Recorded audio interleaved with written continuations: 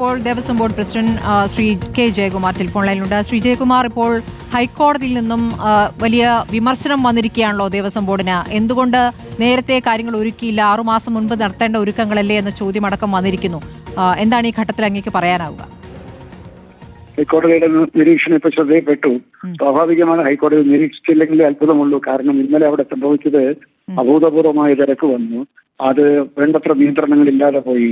അതൊക്കെ ശരി തന്നെയാണ്. അതുകൊണ്ട് മുന്നൊരുക്കങ്ങൾ ഒന്നും എടുത്തില്ലെന്ന് ഞാൻ പറയുന്നില്ല. എടുത്ത പല മുന്നൊരുക്കങ്ങളും പൂർത്തിയായില്ല എന്നുള്ളതാണ് വാസ്തവം. ഇപ്പൊ ഉദാഹരണത്തിന് ചില ജോലികൾക്ക് 300 പേരെ നമ്മൾ നിയോഗിച്ചെങ്കിൽ അതിനകത്ത് 100 പേരെ വന്നുള്ളൂ. അത് കറക്റ്റ് ചെയ്യാനുള്ള സമയം കിട്ടിയില്ല. പല ഒരുക്കങ്ങളും ആരംഭിച്ചുവെങ്കിലും അതിന്റെ ഒരു ലോജിക്കലായിട്ടുള്ള കൺക്ലൂഷനിൽ എത്തിയില്ല. അതിൻ്റെതായിട്ടുള്ള പോരായ്മകൾ ആദ്യ ദിവസങ്ങളിലുണ്ട്. ജീവനക്കാർ വരാത്തതിന്റെ പ്രശ്നങ്ങൾ, പിന്നെ അവർക്ക് വേണ്ട നിർദ്ദേശങ്ങൾ കൊടുക്കുന്നതിനൊക്കെ ചില പ്രശ്നങ്ങൾ ഉണ്ടാവും. മുന്നൊരുക്കങ്ങൾ പൂർത്തിയായില്ല എന്നുള്ളത് ശരിയാണ്. ഒന്നും ആരംഭിച്ചില്ല എന്ന് പറഞ്ഞുകൂടാ. പക്ഷെ ഇപ്പൊ നമ്മൾ അതിനെപ്പറ്റി ഒന്നും പറയേണ്ട സന്ദർഭമല്ല. കോടതി നിരീക്ഷിച്ച കാര്യങ്ങളെല്ലാം അതിന്റെ പൂർണ്ണമായ ഗൗരവത്തിൽ എടുത്തുകൊണ്ട് അതും പിന്നെ അല്ല നമ്മുടെ തന്നെ വ്യക്തിപരമായിട്ടുള്ള എന്റെ ശ്രദ്ധയിൽപ്പെട്ടതും ഭക്തജനങ്ങൾ ചൂണ്ടിക്കാണിച്ചിട്ടുള്ളതുമായിട്ടുള്ള ഒരുപാട് പോരായ്മകളുണ്ട്. അവിടെ പോരായ്മകളുണ്ട്. അത് ഓരോന്നോരോന്ന് പരിഹരിക്കുകയാണ്. ഇപ്പോ പമ്പയിലും നിലയ്ക്കലിലുമുള്ള ആളുകൾ, നിലയ്ക്കലിൽ നിന്ന് പമ്പയിലേക്കുള്ള ഒഴുക്ക്, പമ്പയിൽ നിന്ന് മുകളിലേക്കുള്ള കയറ്റം, ഇതൊക്കെ നമ്മൾ ഈ വിർച്വൽ ക്യൂ ഒക്കെ എന്തിനാണ് വന്നത്? ആളുകൾ നിയന്ത്രിതമായിട്ട് കയറണം. ആ നിയന്ത്രണങ്ങൾ ഒരു പക്ഷേ നാളെ മറ്റന്നാളിനും ടിക്കറ്റ് എടുത്തവർ കൂടി ഇന്നലെ വന്ന് കയറിയത് കൊണ്ടാണ് ഇതൊക്കെ പറ്റിയത്. അവിടെയൊക്കെ നമ്മൾ നിയന്ത്രിച്ച് ബാക്കിയുള്ളവരോട് ഇരിക്കും, നാളെ ഉണ്ടെങ്കിൽ ടിക്കറ്റ് നാളെ കയറാൻ പറ്റുള്ളൂ എന്നുള്ളത്, അവരങ്ങനെ വരാനും പാടുള്ളൂ. അത് ഞങ്ങൾ ഇങ്ങനെയുള്ള പല കാര്യങ്ങളുണ്ട്. പിന്നെ വെള്ളം കൊടുക്കുന്നതിനുള്ള ആളുകൾ എല്ലാവരും വന്നില്ല.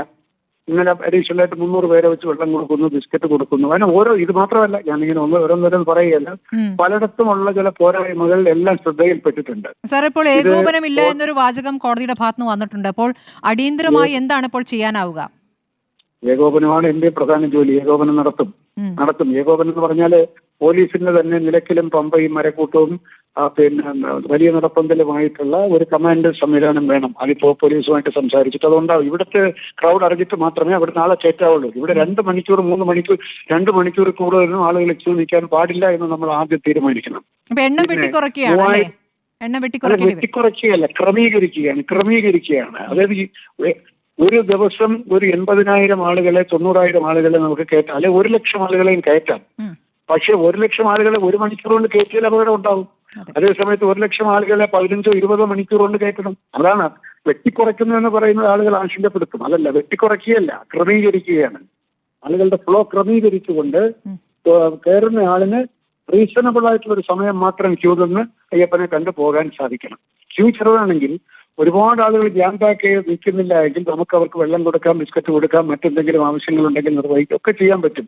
പക്ഷെ ഇങ്ങനെ ജാം പാക്ഡ് ആയിട്ട് 10,000-കണക്കിന് ആളുകൾ നിൽക്കുമ്പോൾ നമ്മുടെ ക്രമീകരണങ്ങളെല്ലാം അപര്യാപ്തമായി തീരും. അതല്ലാതെ ഈ ക്രമീകരണം നടത്തും. ഇപ്പൊ 20 മണിക്കൂർ 15-16 മണിക്കൂർ നട തുറന്നിരിക്കുന്നുണ്ടല്ലോ. ആ സമയങ്ങൾ ക്രമീകരിച്ച് ആളുകളെ ഈവനായിട്ട് വിടണം എന്നുള്ളതാണ് ഇപ്പൊ നമ്മൾ തീരുമാനിച്ചിരിക്കുന്നത്. കോടതിയുടെ ആശങ്ക നമ്മൾ മനസ്സിലാക്കുന്നു, ഭക്തജനങ്ങളുടെ സങ്കടം മനസ്സിലാക്കുന്നുണ്ട്. ഇന്നലെ കൊച്ചുകുട്ടികളായിട്ടൊക്കെ വരുന്നവർ ആ തിരക്കിൽ പെടുമ്പോഴേ കുട്ടികൾ കരയുന്ന ദൃശ്യങ്ങളൊക്കെ ഉണ്ടായിരുന്നു. മനസ്സിലായി. അത് ഇത്രയും വലിയ ക്രൗഡ് വരാൻ പാടില്ല എന്നുള്ളതാണ്. കൊച്ചുകുട്ടികൾക്ക് സഫോക്കേഷൻ വരും, പ്രായമായവർക്ക് സഫോക്കേഷൻ വരും. നമുക്കവരെ എടുത്ത് മാറ്റാൻ പോലും സാധിക്കില്ല. അതുകൊണ്ട് ക്യൂ ക്രമീകരിക്കണം. നിയന്ത്രിക്കുകയല്ല, ക്രമീകരിക്കും. ഈവനായിട്ട് ആളുകൾ കയറിക്കൊണ്ടേയിരിക്കണം. അതിന് എന്ത് വേണമെന്ന് പറഞ്ഞാൽ ഇന്ന് തന്നെ ഇവിടെ ഇരുന്നുകൊണ്ട് തന്നെ അതിന് ക്രമീകരണങ്ങൾ ഉണ്ടാവും, നിർദ്ദേശങ്ങൾ കൊടുക്കും. ആശങ്കാജനകമായ ഒരു സിറ്റുവേഷൻ ഇപ്പോ ശബരിമലയിലില്ല. ഇന്നലെ ആശങ്കകൾ ഉണ്ടായി. ആ ആശങ്കകൾ നമ്മൾ പ്രശ്നങ്ങൾ പരിഹരിച്ച് മുമ്പോട്ട് പോകും. 2-3 ദിവസം എനിക്ക് തരിക, നമുക്കിത് കുറെ കൂടെ മെച്ചപ്പെടുത്താൻ സാധിക്കും. അതാണോ കോടതിയെ ബോധ്യപ്പെടുത്തിയിരിക്കുന്നത് സാർ? കോടതിയിൽ ഞാൻ ആ വിധി ഞാൻ കണ്ടില്ല. ഞാൻ ഈ കോടതി ഈ മാധ്യമങ്ങൾ പറഞ്ഞു കോടതിയിൽ വീഴ്ച പറ്റിയെന്ന് ദേവസ്വം ബോർഡ് അറിയിച്ചു എന്നുള്ളതാണ്. അത് നോക്കട്ടെ, സാങ്കേതികത്വം എനിക്ക് അറിഞ്ഞൂടാ.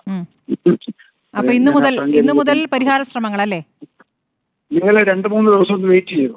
കാര്യങ്ങൾ നന്നാവും. ഈ വരുന്ന ഭക്തന്മാർക്ക് ഭംഗിയായിട്ട് ദർശനം നടത്തി പോകാനുള്ള ഒരു സംവിധാനം അവിടെ ഉണ്ടാവും കേട്ടോ.